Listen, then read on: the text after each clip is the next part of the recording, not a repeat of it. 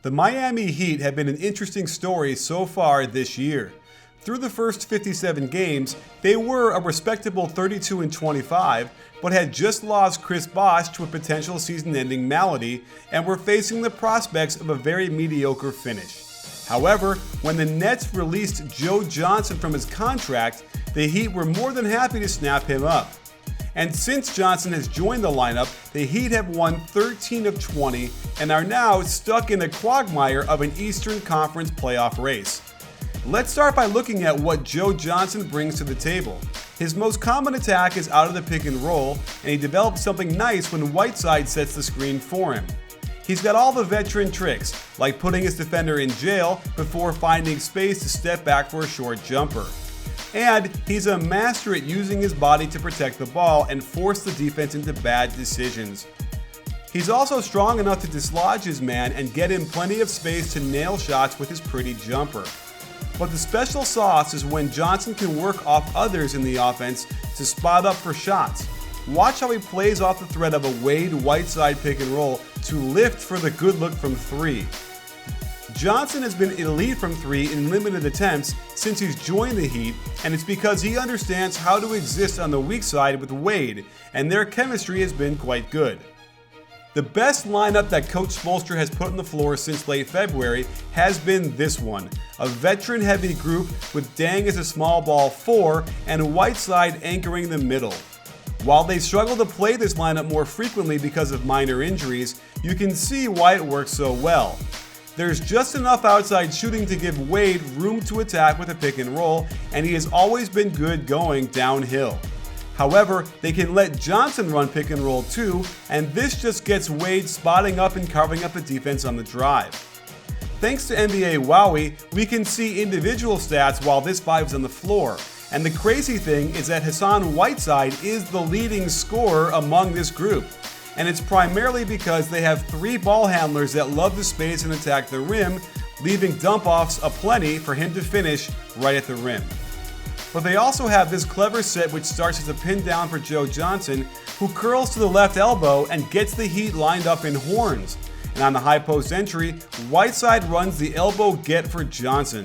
His roll doesn't get him the ball, but it gets him incredible low post position so he can spin to the hoop for the bucket. But they can also skip a lot of the fancy stuff and just let Whiteside screen for Wade up top, let Whiteside roll to the hole, and finish strong at the rim. I also like when they put Dragic on the elbow and horns and let Wade attack. You can see how many openings this creates, and Wade has his pick of shots to get. Next, let's look at how Dragic has had a resurgence in the Heat's offense. While he uses the pick and roll almost twice as much as anything else, he's been pretty average at it. I like this Iverson cut into an inside ball screen, and he's always been very clever with the ball, rejecting the screen to finish with a strong hand. The Heat also run a pinch post-esque two-man game with him, getting him coming around the screen where he's solid in the mid-range. What I like best is how he hops into a split-foot attack on the catch, taking advantage of defenders who are in poor position and finishing with his left hand under pressure. He's also clever with his feet, using the Euro and out-of-rhythm cadence to keep his defenders off balance. What Dragic does best by far, however, is the isolation. His whole arsenal of clever step backs and spin moves into jump hooks are on display in these moves, and the more freedom he's given to play freely, the better he is. His role in the offense is much more of a shooting guard, and he's also very dynamic when letting the offense work to get him shots, primarily as a three-point shooter. He's much better from the perimeter when his teammates can space to attack and kick out to him, where he can just catch and shoot in rhythm. And Luol Deng has shown the eye to be able to find him with kick-out passes from the post. Next, let's look at Josh Richardson, a revelation for the Heat who didn't get meaningful minutes until February, but has been a great addition since then. It's this lineup that features their three youngsters alongside Wade and Johnson that is most intriguing to me. Can they find similar success with so many guys lacking playoff experience? His three-point shooting has been ridiculous, and the Heat have borrowed low-post split action from the Warriors to get him open on kickouts.